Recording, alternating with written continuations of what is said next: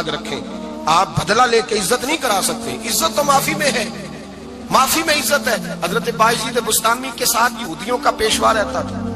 زیادہ تر مخالفتیں حسد کی وجہ سے ہوتی ہیں، حسد بنیادی وجہ ہوتی ہے۔ قرآن مجید نے کہا محبوب تیرے ساتھ جو زیادتی کرتے ہیں، معاذ اللہ بے ادبی کرتے ہیں، حسد من عند انفسہم، ان کے دلوں میں تیرا حسد ہے۔ حسد بنیادی وجہ ہے اختلاف، حسد ہوتا ہے جو وجہ بنتا ہے۔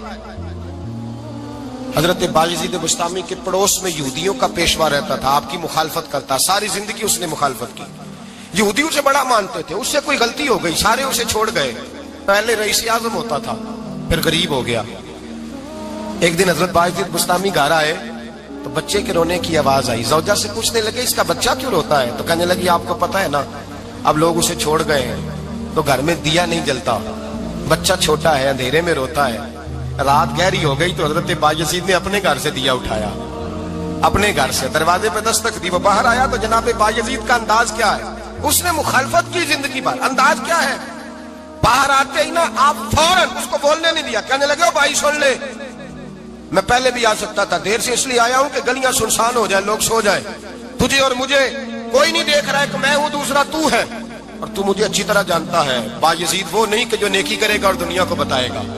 میں تیرا راز بھی رکھوں گا۔ اور بچے تو معصوم ہوتے ہیں نا، فرمایا میرے بڑے ہو گئے تیرے چھوٹے ہیں، یہ پکڑ لے دیا گھر میں لے جا، اور میرا وعدہ ہے کسی کو ساری زندگی اس نے مخالفت کی۔ وہ شخص کہتا ہے مجھے بولنے کا موقع نہ دیا، دیا دے کے چلے گئے۔ اگلی شام پھر آئی، رات گہری ہوئی تو پھر دروازے پہ دستک ہوئی، میں باہر گیا، نیا چراغ، نئی بتی، نیا دیا، کہنے لگے دیکھ کوئی نہیں دیکھ رہا، میں اس وقت آیا ہوں جب تنہائی ہو اور تو مجھے جانتا ہے، میں غلط بات بھی نہیں کرتا، یہ دیا رکھ لے، میں کسی کو بتاؤں گا بھی نہیں۔ کہتے چلے گئے۔ تیسرا دن آیا تو وہ یہودی کہتا ہے میرے صبر کا بندھن ٹوٹ گیا، میں ٹوٹ گیا، ان کی نیکی نے مجھے خرید لیا، ان کے معاف کرنے نے ان کی عزت میرے دل میری روح میں بڑھا دی۔ کہتے ہیں جب دروازے پہ دستک دی میں باہر آیا، انہوں نے دیا تھمایا، کہنے لگے دیکھ بھی کوئی نہیں رہا، اور تو مجھے جانتا ہے میں مصطفیٰ کا غلام ہوں، میں جھوٹ بھی نہیں بولتا، میں بتاؤں گا بھی نہیں، تیرا راز رکھوں گا۔ کہتے ہیں انہوں نے دیا تو اس یہودی پیشوا نے شور مچانا شروع کیا، کہنے لگا مسلمانوں باہر نکلو، یہودیوں باہر آؤ، عیسائیوں باہر آؤ۔ شور مچ گیا، لوگ چھتوں پہ چڑھ گئے، کیا ہوا کیا ہوا؟ کہنے لگا یہ بایزید ہے، میں یہودیوں کا پیشوا ہوں، میں نے ساری زندگی جھوٹے الزام لگائے، ساری زندگی اس کو بدنام کرنے کا ہر حربہ استعمال کیا، جو مجھ سے بن سکتا تھا میں نے کیا، پر یہ عجیب شخص ہے، یہ پرسوں بھی مجھے دیا دے گیا ہے، آج بھی دے گیا ہے، کل بھی دے گیا ہے، میں ساری زندگی اسے رلاتا رہا، اور اس نے میرا چھوٹا سا بچہ بھی میرے بچے کا رونا بھی اس سے برداشت نہیں ہوا۔ میں تم سب کو گواہ بنا کے کہتا ہوں میں جھوٹا ہوں،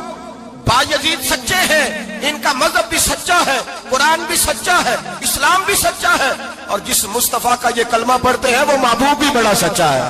یہ سچے دین کے ماننے والے ہیں۔ کہنے لگے میں تمہیں گواہ بنا کے مصطفیٰ کا کلمہ پڑھتا ہوں اور تمہیں بتاتا ہوں کہ آؤ سارے در رسول پہ جھک جائیں۔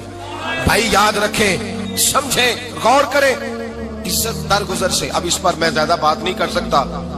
عزت درگزر سے ملے گی۔ ایک تو آپ کو عزت عاجزی سے ملے گی، تقوی سے ملے گی، عزت درگزر سے ملے گی، عزت قناعت سے ملے گی، عزت کم بولنے سے ملے گی۔